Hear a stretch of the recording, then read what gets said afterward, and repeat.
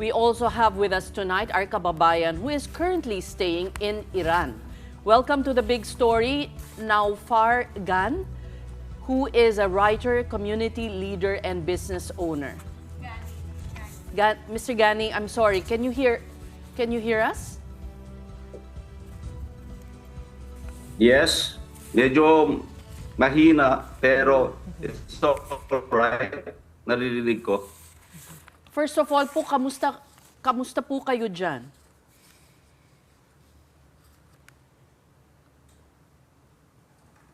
Mabuti naman po, ma'am. Maraming salamat. Ano po ang mga precautions na inyong ginagawa para po ay hindi masaktan sa nangyayaring palitan ng Israel at Iran?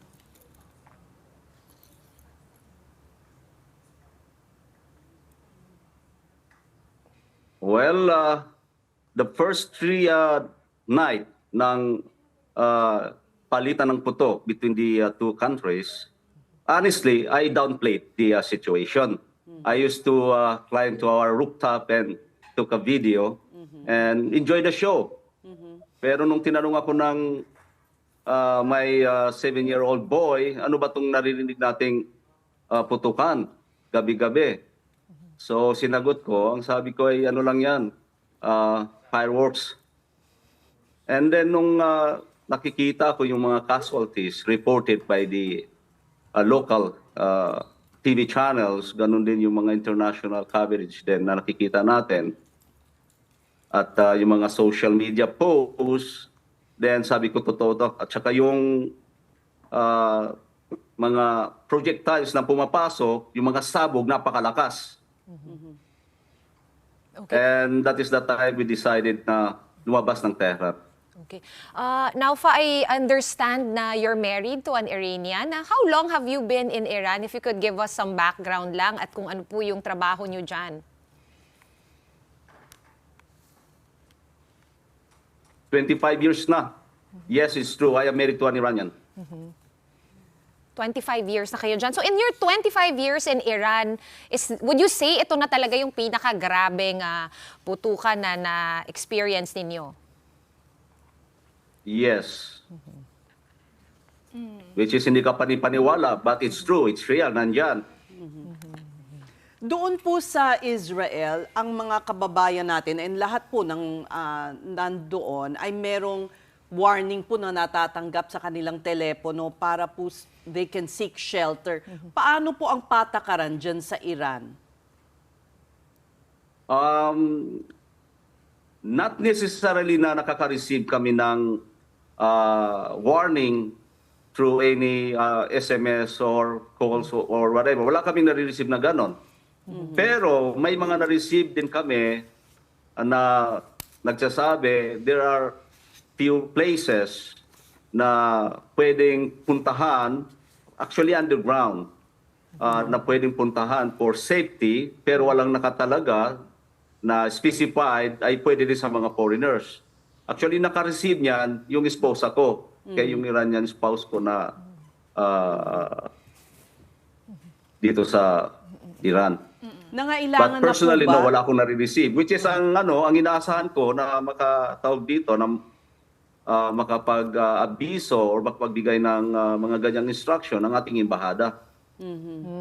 So walang bomb shelters din sa Iran na parang kasi sa Israel no mas meron tayong clarity kung ano yung nagyayari, mas marami nag-share no sa social media compared to Iran. Siguro mas marami rin tayong kababayan sa Israel. Pero give us the situation there. Meron din bang mandatory bomb shelter every so often na malalapit or inside the structures? Or walang ganun dyan sa Iran? No, mayroon man, yun personally hindi ko alam. As I said, may mga SMS na re-receive ang aking esposa, okay, na nagsasabi, ito yung mga location na pwede niyong puntahan, okay, pagka grabe na ang sitwasyon. Pero as I said, walang nakalagay ron na pwede niyong isama mga foreigner na spouses niyo or friends or whatever. Okay, Mr. Gani, inamin nyo nga po kanina, no? At first, dinownplay nyo pa po yung sitwasyon. You didn't think it was that serious. Pero ito, nasa ikalimang araw na nga ng mga strike. At this point, sir, iniisip nyo na po bang humingi ng repatriation sa Philippine Embassy? Well, speaking of Philippine Embassy, in fact, prior to this escalation, nagbigay na sila ng information actually through Facebook page nila at saka sa WhatsApp group namin, which is the whole Filipino community nandoon, managed by the Philippine Embassy. Mayroon tayong chat group dito. Ang sabi nila, kung sino man ang gustong magpa-repatriate sa Pilipinas, just in case, wag naman sana may mangyayari, which is ngayon nangyayari na, maaari lamang ay mag-register na kayo. Okay? Basta't ilagay nyo lang ang mga pangalan nyo. Basta't kung ano man yung pwede nyo sagutin sa form na yon, sagutin nyo, at least para malaman na meron kaming data kung sino ang may gusto. Pero ako personally hindi ko pa ginagawa yon. Bakit po, sir? And siguro ano po yung sitwasyon na ma-force po kayo na hingin na po yung repatriation na yan? Well, honestly, ang gusto ko, talagang kasi this is about tawag ito, life and death na, right? Kasi yan ang katotohanan eh. Kasi kung tatamaan ng neighboring building namin, I'm sure, wag naman sana, tatamaan din kami. Kaya nga, despite of long hours, tapos napakainit, napaka-traffic, we decided to leave Tehran to a much more safer place, which I am right now, okay? And syempre, yes, gusto ko pumunta ng Pilipinas. Pero as I said, I am married to an Iranian. May family ako rito. At ang family ko rito, syempre may mga family din siya na ayaw niyang iwanan, right? Are you at liberty to tell us po where you're seeking shelter right now? I beg your pardon? Pwede niyo pong ilahad kung saan po kayo naroroon sa sandaling ito? Northern part of Iran. And dyan po walang nangyayaring mga missile strikes? Well, thanks God, this is my first night, okay? Nakatulog ako ng mahimbing kagabi. Wala akong narinig na putukan. Wala akong nakitang live show during the night. At hindi na rin ako tinanong ng anak ko na, okay, bakit narinig natin yung mga putukan na yan? Ano yung tawag dito, yung fireworks na yan. So, sa madaling salita, safer. Although, di natin alam ang sitwasyon after pagkatapos ng ilang araw na darating. But what I can say is much safer compared to Tehran at the moment. Would you consider bringing your entire family with you, including your wife po, here to the Philippines? Yes, but the question is, pagka na-repatriate na kami dyan, what is next? Kasi alam mo, mga anak ko, kasi I have 18-year-old and I have 7-year-old, no? And siyempre mananamit, mag-aaral ang mga yan, kailangan may matulugan. So may mga programa bang gobyerno natin yan? Kasi ang embahada natin dito, wala pa silang nasasabi kung ano ba talaga ang program ng ating pamahalaan, ng ating gobyerno. Okay, balikan lang natin before you left Tehran. How was the situation na eventually nga na-force ngayon to evacuate? Would you say yung strikes are focused on Tehran or pakalat-kalat siya kasi yung naririnig namin may specific targets yung Israel and they've claimed na kontrolado daw nila yung airspace over the capital? Well, as per with the local news channels, may mga ibang, maliban sa Tehran, may mga iba't ibang cities na naatake. Alright? Pero yung live show, which is, I can attest to that, personally nakikita ko, kinuha ko pa nga ng video, pinost ko sa Facebook page ko, talagang nakikita ko, nandiyan talaga yung mga projectiles na dumarating sinasalubong ng Iranian air defense system. How about the damage po? Nakita niyo po ba as you left Tehran, yung damage around the city as well as the casualties po? Well, ang nakita ko lang na significant damage, okay, sa sa TV or sa mga social medias. But personally, wala akong nakita sa mga dinanan namin nung lumabas kami ng Tehran, wala akong nakita na talagang yung damage ay grabe, no? Well, pero nung pag-alis ko rito, nabalitaan ko, binomba yung Sidaw-Sima, yung TV channels dito. Which is, hindi ko rin nakita yun, sa social media ko lang nakita yun. Pero, ito lang ang masasabi ko, nung papunta talagang napakainit, okay, pero ang haba ng pila. Imagine, yung distance, yung drive time from Tehran to the city where I am, it will take only 4 to 5 hours. But from 8:30 to 9, siguro mga between that time, we leave Tehran. Pero dumating kami dito, siguro mga between 11 and 12, midnight. Ganon that's what- katagal, ganon kahaba. Yun yung nakikita natin sa video, no? Parang kala mo, EDSA, no? Yung traffic, talagang leaving the city. Pero tanong ko, Mr. Gani, kung meron ba kayong maraming Filipino friends din dyan sa Iran? Supposedly may 2,000 Filipinos in Iran, pero malaki yung Iran. Malaki ba ang Filipino community doon sa Tehran? May nakausap na rin po ba kayo, sir, sa mga kababayan natin dyang Pilipino? Yung mga plano din nila amid all the attacks that are happening? We have actually 5 groups na bumubuo ng Filipino community sa Iran.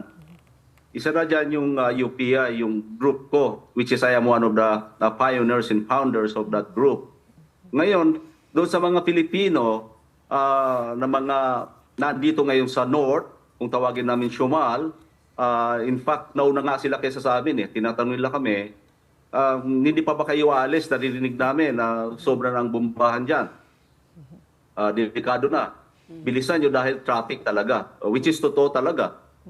So yung mga ilan na alam ko, nandito na sila ngayon sa North. Ngayon yung iba, hindi ko alam kung ano yung... Kasi parang ang nangyari kasi kanya-kanyang diskarte. And sir, sabi nyo nga po, more than 20 years na po kayong nasa Iran. Kaya yun din po yung mahirap, kasi deeply rooted na po yung pamilya nyo, yung buhay nyo dyan sa Iran. And I believe kayo po ay isang business owner din. So ano po mangyayari sa inyong negosyo, sa inyong kabuhayan amid the strike? Well, I own with partnership with my Iranian spouse a travel agency. So automatically affected. So from day one, in-announce na ng local authority kasi kinlose nila ang airspace nila. So walang flight papasok at lalabas. Ganun din ang local flights. Okay? So automatically close. Ngayon may mga borders open daw. Halimbawa, borders ng between Turkey and Iran. And which is, hindi ko alam, yung border between Iraq and Iran, which is much more dangerous kasi western part yan. Malapit sa mga bases yan na ang tawag dito, ng American bases at saka siyempre malapit yan sa Israel. Ngayon, east side, nandyan yung Turkmenistan, Azerbaijan, Afghanistan, Pakistan, na hindi ko alam kung open ang mga borders nila sa mga taong gustong lumabas or pumasok or whatever. Pero ang airspace is closed. Okay. Kamusta po ang pang-araw-araw naman na pangangailangan? Madali po bang kumuha ng pagkain? May mga tindahan po bang bukas? Ano po ang pinag-aalalahanan ninyo? Dahil meron po kayong pamilya na kailangan pong alagaan. Well, it's natural instinct, no? Siyempre, pagka ma-alarma ka, ang unang isipin mo, tubig, ang pagkain, mga ganyan, no? So sa awa ng Diyos, the first day, second, third, dun nasa Tehran pa kami, wala namang pagpapanik. Walang nakapila or walang nagtutulakan or nag-aaway sa pagkain or what, no? Pero, syempre, di mo may yung pag-aalala, di ba? Kasi alam mo, pagka hindi ma-stop to, sooner, so ibig sabihin, lalawak siya. Pag lalawak, syempre, yung mga supplies, mawawala na. Halimbawa, yung normal routine, pumupunta ka sa supermarket, kung bibili ka, nandun yung pangangailangan mo. Pero the next day, pagbalik mo, di mo na makikita yon. Dahil kung ano iniisip mo, iniisip din ng iba, yung survival nila, di ba? In fact, itong lugar nga to na pinuntahan ko, usually kasi isa to sa mga tourist spot dito, no? Both famous for local and international travelers. Dahil maganda yung location, maganda yung weather. So maraming pupunta ng turista. Usually kasi, pag halimbawa dumating kami ng mga 11 or midnight ganon, bukas yung mga supermarket. But this time nung dumating kami, karamihan close, may mga 2-3 gano'n bukas. Ewan ko kung may directive na nasabi sa kanila, inalarma sila na huwag na kayo hindi ko alam yun. Pero nung bumili kami, nandiyan naman yung mga pangangailangan, nandiyan naman lahat. Oh, and in terms of yung mga warnings from the Iranian government, meron ba kayong natatanggap na kumbaga ano yung ekspektasyon, ano yung plano, kailan to titigil? May ganun bang aspect na baka hindi namin nakukuha, no, outside of the country?